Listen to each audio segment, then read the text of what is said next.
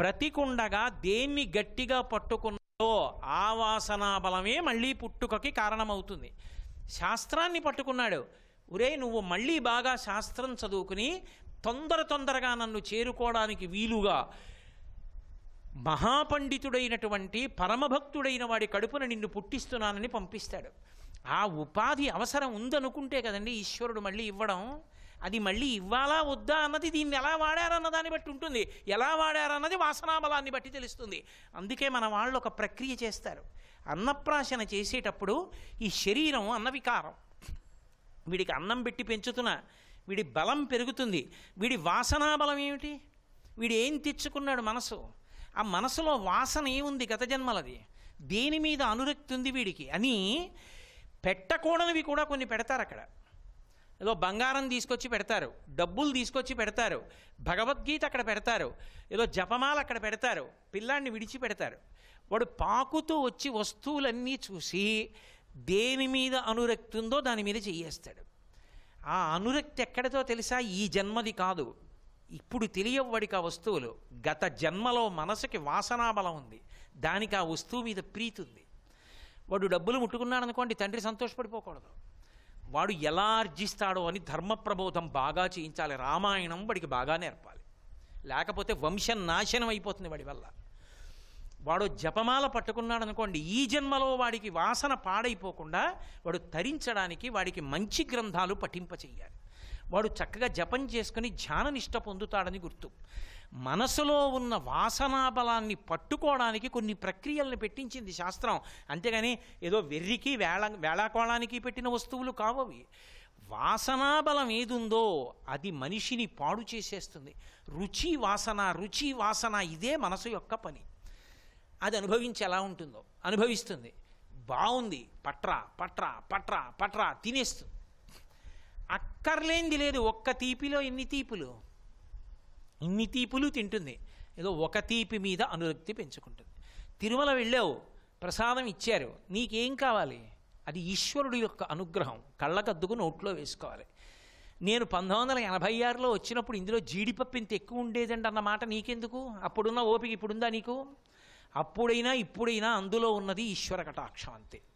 అందులోంచి నీకు కావలసింది ఈశ్వరుడి ప్రసాదం కావాలి. అది నువ్వు ఎక్కడో అన్నం అమ్ముకునే వాళ్ళ దగ్గర కొనుక్కున్న మసాలా దోశ కాదది.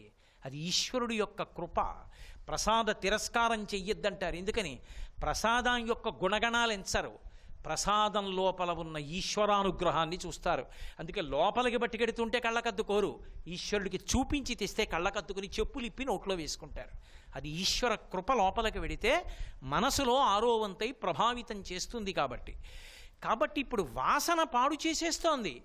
శ్రీమద్భాగవతంలో శ్రీకృష్ణ భగవానుడు చేసినటువంటి అద్భుతమైన లీలలలో ఒక లీల ఉంది.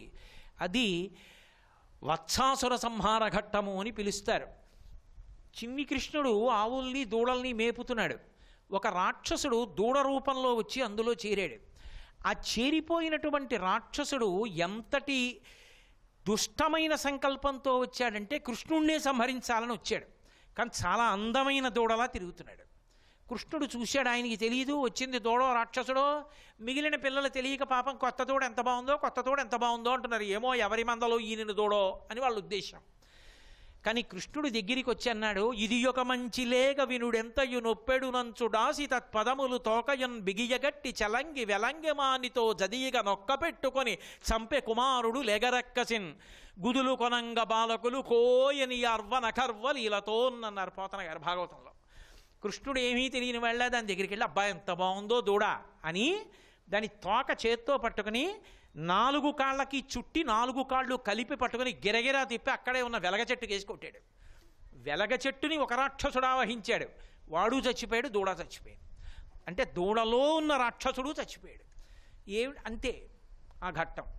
ఏమిటి దాని అర్థం? ఆవు దూడ రుచికి ప్రసిద్ధి. కనబడిన ప్రతిదీ తినేస్తుంది, అన్నీ ముట్టి పెట్టి తింటుంది. ఎలుగుపాములు పట్టుకుంటాయి కడుపులో. అందుకే ఆవు దూడకి ముట్టికి బుట్ట కట్టేస్తారు. రుచి ఎక్కువ, కనపడ్డ ప్రతిదీ తింటుంది. అది వెలగ పండుకి వాసన ఎక్కువ. రుచి వాసన దేనికి? మనసుకి. లేకపోతే రాక్షసుడు ఎందుకైంది? కనపడ్డవన్నీ రుచి చూసేసి ఆ రుచి యొక్క ప్రభావాన్ని మనసులో దాచుకుంటే అది వాసన అవుతుంది. ఆ వాసనాబలం ఎక్కువైపోతే అదే పునర్జన్మకి కారణమై కూర్చుంటుంది. అప్పుడు మనుష్య ఉపాధి యొక్క అదృష్టం ఎక్కడ నిలబడింది? పోయింది. ఇంత గొప్ప శరీరాన్ని పరమేశ్వరుడు ఇచ్చినా ఉపయోగించుకోలేకుండా పోయాడు. అదే వాసనాబలం పరమేశ్వరుడి వైపుకి తిరిగిందనుకోండి, ఇది తిరగాలి. ఈ తిరగడంలో ఉంటుంది, మొత్తం అదృష్టం అంతా అక్కడే ఉంటుంది, తారుమారవడంలో ఉంటుంది. మీకు తేలిగ్గా అర్థం అవ్వాలంటే నేను ఉపమానం చెప్తా. ఒక దొంగ చేతిలో కత్తి పట్టుకుని నన్ను తరుగుతున్నాడు, అంటే వెనక వస్తున్నాడు, నేను ముందు పరిగెడుతున్నాను. ఇప్పుడు నేను ఎందుకు పరిగెడుతున్నానంటే వెనక దొంగ ఉన్నాడు. దొంగ నాకన్నా చాలా బలహీనుడు, నేను పడగొట్టేయగలను, కానీ వాడి చేతిలో కత్తి ఉంది, అందుకు నేను పరిగెడుతున్నాను. వాడు నన్ను తరుగుతూ రాయి తన్నుకుని కింద పడిపోయాడు. పడిపోవడంలో చేతిలో కత్తి పడిపోయింది. ఇప్పుడు నేను వెనక్కి తిరిగి కత్తి నేను పుచ్చుకున్నాను. ఇప్పుడు ఎవరు పరిగెడతారు? దొంగ పరిగెడుతున్నాడు. కత్తి దొంగ చేతిలోంచి నా చేతిలోకి వస్తే దొంగ పరిగెడతాడు. కత్తి దొంగ చేతిలో ఉంటే నేను పరిగెడతాను. వాసనాబలం లౌకికం వేపుకుంటే ఈశ్వరుడికి దూరంగా పరిగెడతాం. వాసనాబలం ఈశ్వరుడి వైపుకి తిరిగితే భగవంతుడికి దగ్గరగా పరిగెడతాం. ఈ భగవంతుడికి దగ్గరగా పరిగెత్తేటట్లుగా ఇంద్రియములను భగవంతుని వైపుకి తిప్పి ప్రసాద బుద్ధితో అనుభవించేటట్టు చేస్తుంది ఆవిడ.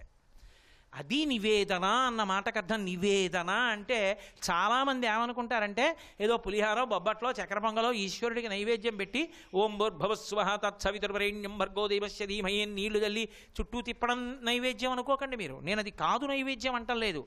నివేదన జీవితాంత ప్రక్రియ. నివేదనము అంటే చెప్పుట. నేను ఈ విషయాన్ని గోపాలకృష్ణ గారికి నివేదించాను అంటాను. గోపాలకృష్ణ గారికి నివేదించానంటే దాని అర్థం ఏమిటి? ఆయనకి చెప్పానని. నివేదన అంటే ఈశ్వరునకు చెప్పుట. ఏమిటి చెప్పడం? అన్నీ చెప్పడమే.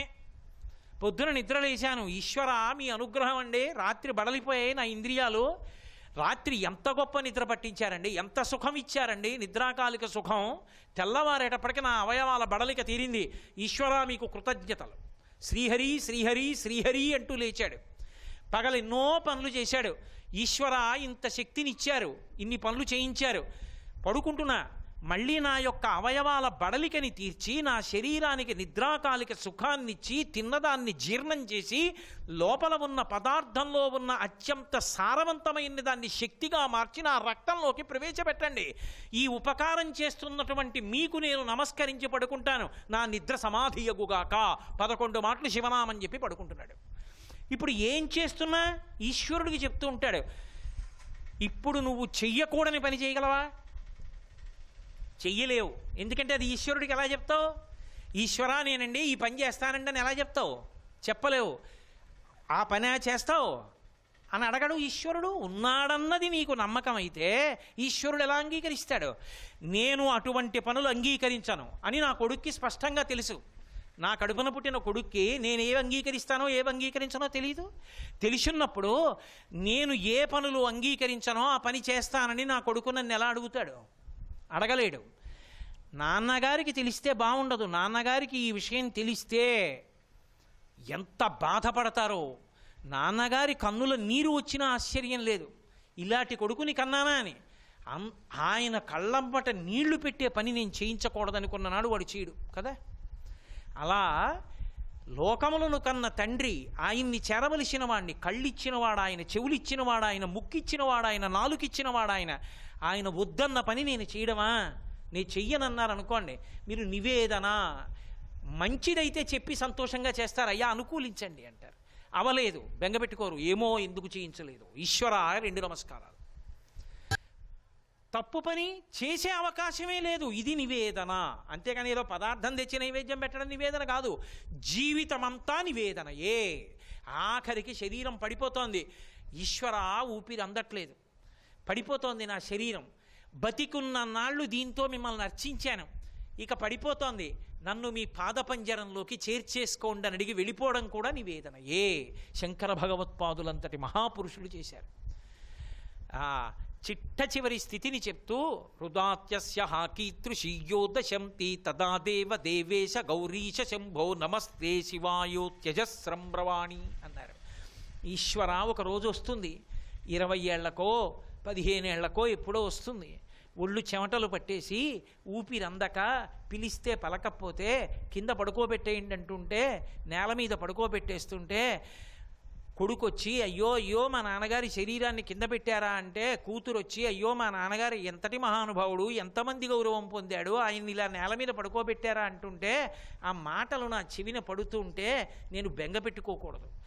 బతికున్న నాళ్ళు ఏమీ పాదములు పట్టుకున్నానో ఆ పాదముల జంటలోకి చీరిపోతున్నానని చెప్పి చెమట పట్టిన బట్ట విప్పి పడేసినట్టు ఈశ్వరా దీన్ని వదిలి మీ పాదపంజరమునందు చేరిపోయేదనుగాక అన్న ఆఖరి నివేదన వరకు జీవితమంతా నివేదనే.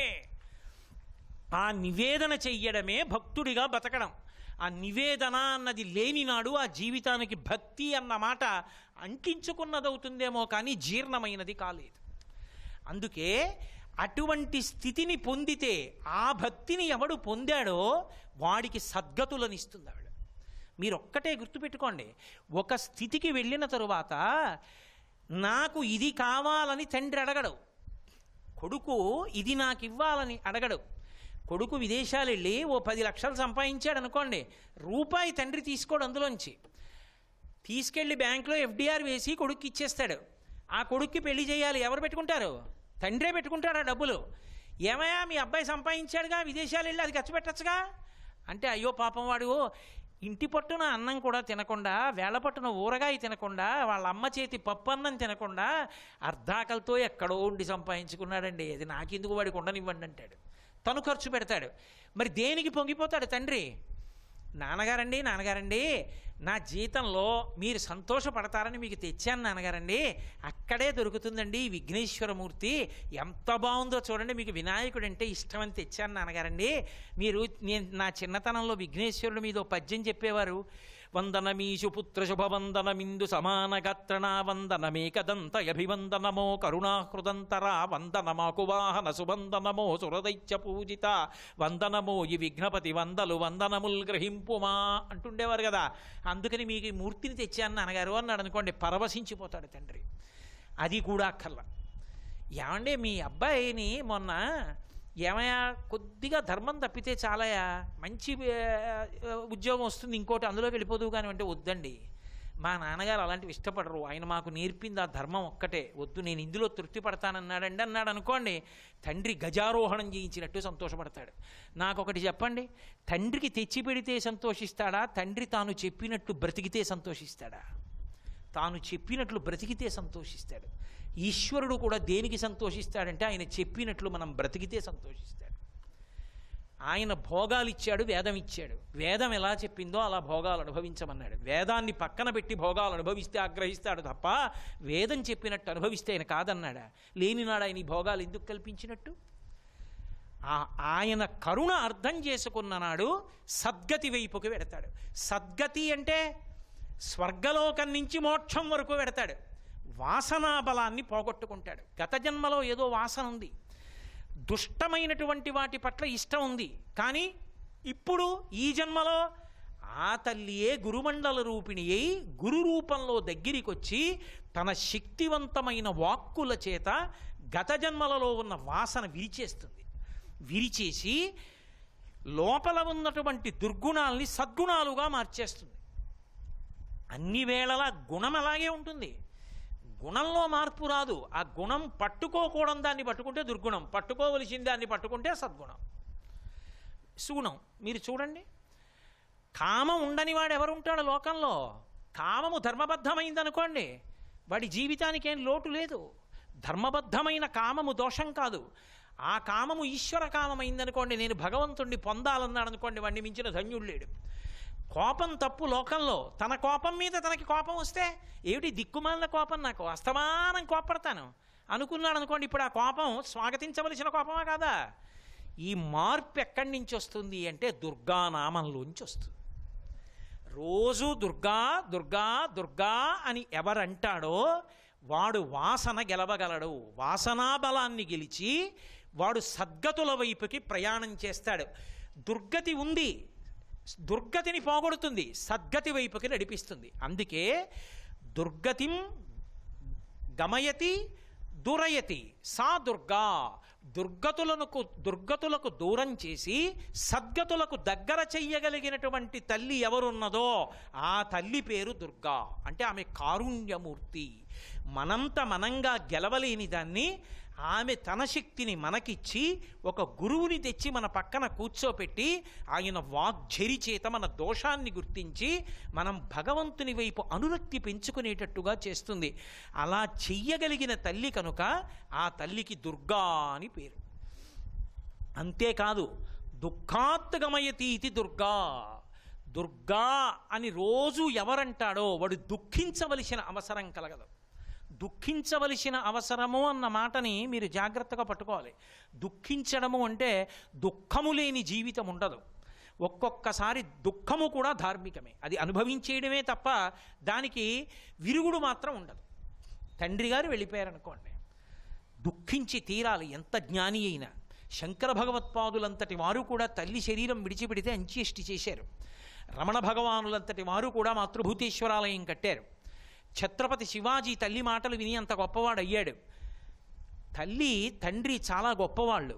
కానీ ఆ తండ్రి శరీరం విడిచిపెడితే రామచంద్రమూర్తి అంతటి వాడు ఏడిచాడు. ఎంత జ్ఞాని అయినా ఏడవలసిందే తండ్రి విడిపోతే. కానీ అసలు ఆ ఏడుపు నాకు కలగకుండా ఉండాలని కోరకూడదు. ఎందుకని? పండిపోయిన తరువాత ఆయన శరీరాన్ని విడిచిపెట్టాలి. ఆయన అలా విడిచిపెట్టలేదనుకోండి, మీరు ఆయన్ని శపించినట్టు. జరాభారంతో కూడుకుని కదలలేని స్థితిలో 96 ఏళ్ళు వచ్చేసి అసలు తిన్నది అరక్క, తినడానికి ఓపిక లేక, చూడలేక, జ్ఞాపకం ఉండక, చెరుపు మరుపు మాటలతో ఆయన ఉపాధిలో ఉండి ఏమి సాధిస్తాడు? విడుదలై మంచి ఉపాధి ఇంకొకటి పొందాలి. పొంది మళ్ళీ ఈశ్వరుణ్ణి చేరుకోవడానికి సాధన చెయ్యాలి. అందుకే ఒకసారి ఏడిచినా దానిలో ఉన్న తత్వాన్ని గమనించి ఉంచుకోవాలి. ఒక్కొక్కసారి ఏడుపు ధార్మికంగా ఏడిచి విడిచిపెట్టేయాలి. ఆ దుఃఖాన్ని పోగొట్టడం దేని చేత పోగొడుతుంది? తత్వమునందు అనురక్తి చేత పోగొడుతుంది. తండ్రి గారు శరీరం విడిచిపెట్టేశాడు, 95 ఏళ్ళు వచ్చి ఇంకా ఎన్నాళ్ళు ఉంటాడు? ఇప్పుడు నువ్వు చెయ్యవలసినది చేసి ఆ తండ్రి ఉన్నత గతులు చేరుకునేటట్టు చేస్తాడు. ఏటి సూతకం పట్టి తండ్రి అభ్యున్నతి కొరకు ప్రయత్నిస్తాడు. అప్పుడు దుఃఖాన్ని పోగొట్టింది. ఎలా పోగొట్టింది? తాను తండ్రికి చెయ్యవలసిన విహిత కర్మ చేశాడు. అలా చేసిన వాడెవరో వాడికి ఈశ్వరుడి కృప కలిగిందని గుర్తు, దుర్గానుగ్రహం కలిగిందని గుర్తు, గురువు అనుగ్రహం కలిగిందని గుర్తు, మనసులో నాటుకుందని గుర్తు. కాబట్టి ఇప్పుడు ఆవిడ దుఃఖాత్గమయతీతి దుర్గా, దుఃఖమును పోగొడుతుంది. ఒక్కొక్కసారి తత్వ విచారణ చేత పోగొడుతుంది, ఒక్కొక్కసారి అది ధార్మికం అనుకోండి. లేనిది కావాలి, అప్పుడు యోగం అంటారు. లేనిది కలిసి రావాలి, అప్పుడు ఆవిడ అనుగ్రహంతో ఇస్తుంది. ఒకడు పెళ్లి కావాలని కోరుకున్నాడు, ఏమి దోషం అందులో? గృహస్థాశ్రమంలోకి వెళ్ళవలసిందే, తప్పదు. గృహస్థాశ్రమంలోకి వెళ్ళాలి అని ఆయన కోరుకుంటే అందులో తప్పు పట్టడానికి ఏం లేదు. అప్పుడు ఆయనకి అనుకూలమైనటువంటి భార్యని ఇప్పిస్తుంది. ఓ కొడుకు పుట్టాలని కోరుకున్నాడు, ఏమి తప్పు అందులో? తప్పేం లేదు. ఓ కొడుకు పుట్టాలని గృహస్థు కోరుకోడా? కాబట్టి ఇప్పుడు అతనికి కొడుకు లేడు అనేటటువంటి బాధని పోగొడుతుంది. పోగొట్టి కొడుకు కలిగేటట్టుగా అనుగ్రహిస్తుంది. అంటే పుత్రుడు కలగకుండా ఏ పాపం అడ్డొచ్చిందో ఆ పాపాన్ని కాల్చి కొడుకునిస్తుంది. ఎందుకని? ఇప్పుడు ఆవిడ కాళ్ళు పట్టుకున్నాడు, తాను చేసిన తప్పు తెలుసుకున్నాడు. ఇక నేను అలా ప్రవర్తించనని వేదప్రోక్తమైన మార్గంలో ప్రయాణం చేస్తున్నాడు. భగవంతుని యొక్క వైభవాన్ని గుర్తిరిగాడు. ఆ గుర్తిరిగినటువంటి కారణం చేత అమ్మవారి అనుగ్రహాన్ని పొంది దుఃఖాన్ని పోగొట్టుకుంటాడు. కాదు, ఒక్కొక్కచో ఎంత విచిత్రంగా ఉంటుందంటే దుర్గ యొక్క అనుగ్రహము అంటే, నేను ఇందాక మీతో చెప్పానే, అది వ్యష్టిపరంగా ఉండదు, సమాజపరంగా ఉంటుంది. ఎన్నో దోషాలు దొల్లిపోయాయి. కాలమునందు ఆ పాప ఫలితం వచ్చేసింది. ఆ కాలమునందు ఆ ఫలితం ఇవ్వాలి. వసంత ఋతువు వస్తే మామిడి చెట్టు దగ్గరికి వెళ్ళి ఎవరు చెప్తున్నారు నువ్వు పూయమని? అది పూసేస్తుంది అంతే. అలాగే చైత్రమాసం వస్తే వేప చెట్టు దగ్గరికి వెళ్ళి ఎవరు చెప్తున్నారు నువ్వు ఇప్పుడు పూయమని? వేప చెట్టు పూసేస్తుంది అంతే. కాలమునందు సమిష్టిపరంగా భగవంతుడిచ్చినటువంటి అనుగ్రహాన్ని వాడుకుని భగవంతుడి పట్ల భక్తి లేకుండా బ్రతుకుతున్నటువంటి సమాజం పట్ల ఆగ్రహించినటువంటి పరదేవత దానికి తగిన ఫలితాన్ని ఇవ్వాలనుకున్నప్పుడు ఉపద్రవ రూపంలో ఇస్తుంది. ఆ ఉపద్రవమే అంటురోగాల రూపంలో ఇస్తుంది. ఆ అంటురోగ రూపంలో ప్రబలితే చెదపురుగులు పడిపోయినట్టు పడిపోవలసిన రోజు వచ్చేస్తుంది. వచ్చినప్పుడు కూడా మళ్ళీ అనుగ్రహించేది ఎవరు? ఆవిడే. అమ్మా నువ్వు కేకేశాడు అనుకోండి, అమ్మా తప్పైపోయింది, నిజమే, ఉండవలసినట్టుగా లేను, నన్ను మన్నించనొక్క మాట అన్నాడు, ఆవిడ ఆపుతుంది. ఒక్కొక్కచో రావలసిన దాన్ని ఆపుతోందని తెలియదు కూడా. అసలు తెలియకుండా ఆపేస్తుంది ఆవిడ. అంతటి అనుగ్రహప్రదురాలు. నాకు బహిరంగంగా ఉపన్యాసం చెప్పే వేదికల మీద దీన్ని ఎలా ఆవిష్కరించాలో తెలియక నేను వదిలేస్తున్నాను, కానీ ఆ ఉదాహరణలు చెప్పడం బాగుండదని నేను వదులుతున్నాను. కానీ ఒక్కొక్కసారి కళ్ళు తెరిచాక తెలుస్తుంది ఇంత ఉపద్రవమా అని.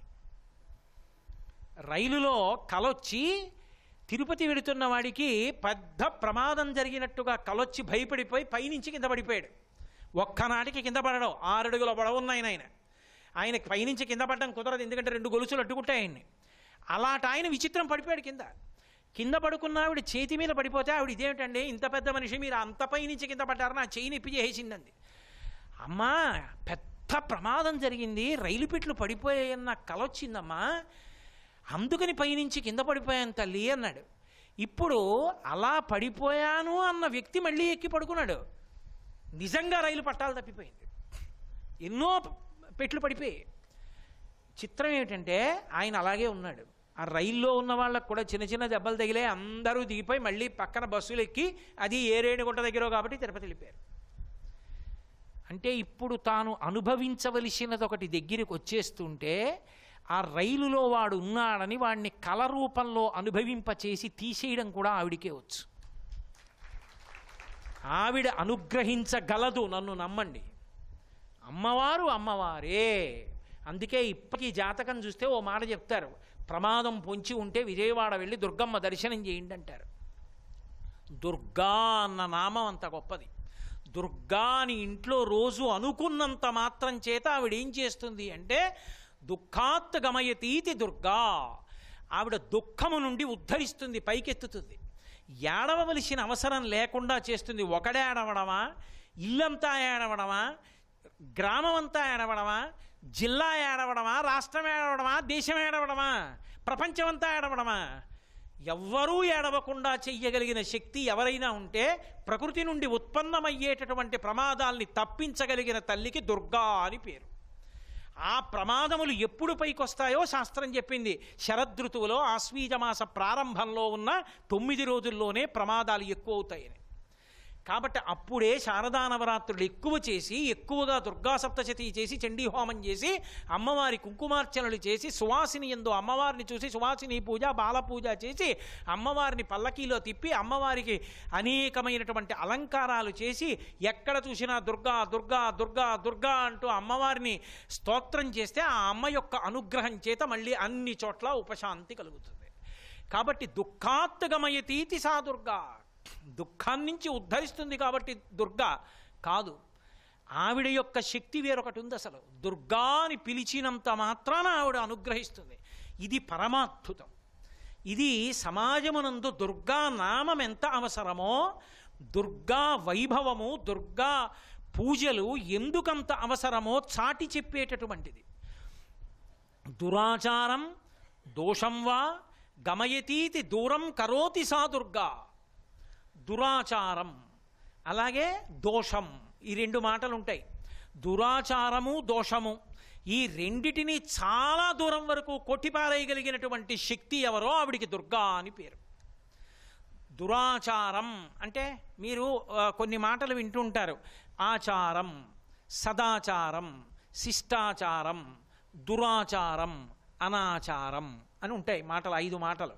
సర్వం శ్రీ ఉమామహేశ్వర పరబ్రహ్మార్పణమస్తు. స్వస్తి.